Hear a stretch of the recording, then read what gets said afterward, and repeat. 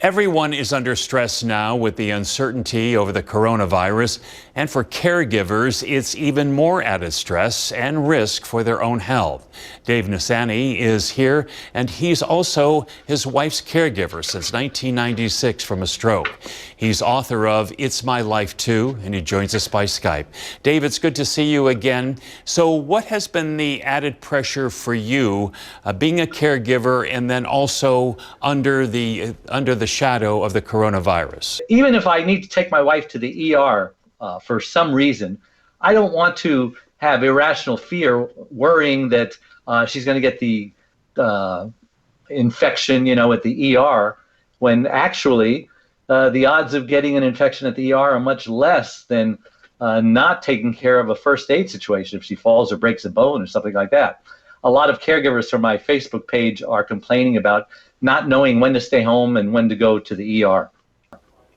And so what about for yourself, though? Because it seems to me that it would be added pressure from your standpoint in caring for somebody, but then also to have to worry about the virus.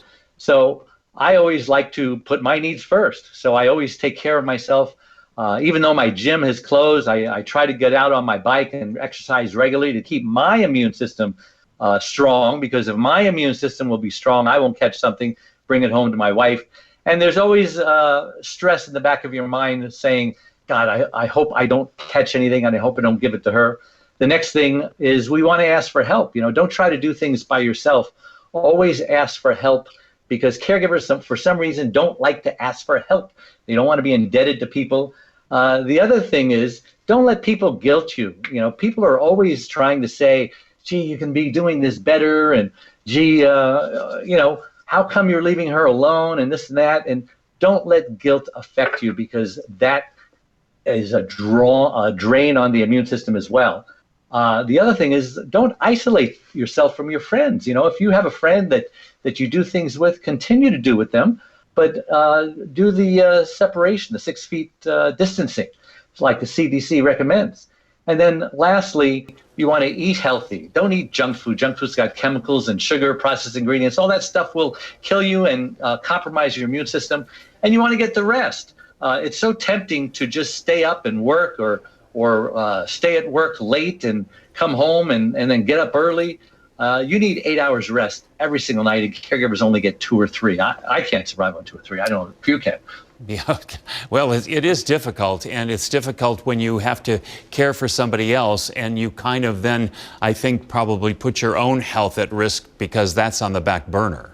About 30% of caregivers will actually die before the loved ones do. Many more will become hospitalized and actually need a caregiver of their own. And if you're not a caregiver, just wait. You're either going to become one or you're going to need one. There's no escaping it. Everyone needs to learn how to become a caregiver before tragedy strikes. Don't be like me, because I was totally unprepared.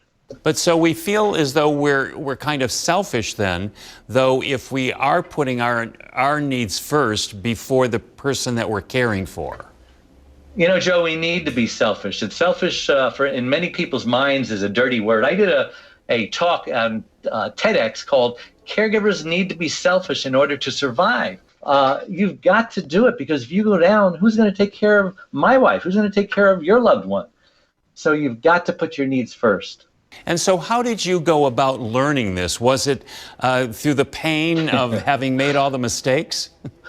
Absolutely. From the College of Hard Knocks, I made every mistake in the book that a caregiver can make. In my CaregiverDave.com website, we have videos and tools and blogs and articles, all sorts of things to help caregivers learn what I learned, but not the hard way. You don't have to go through the same mistakes I did. I'm going to teach you. And the important thing, too, is not to isolate yourself as well. That is so important, because when you isolate yourself, you start feeling sorry for yourself, you start getting depressed, woe is me, etc. You need friends to lift you up.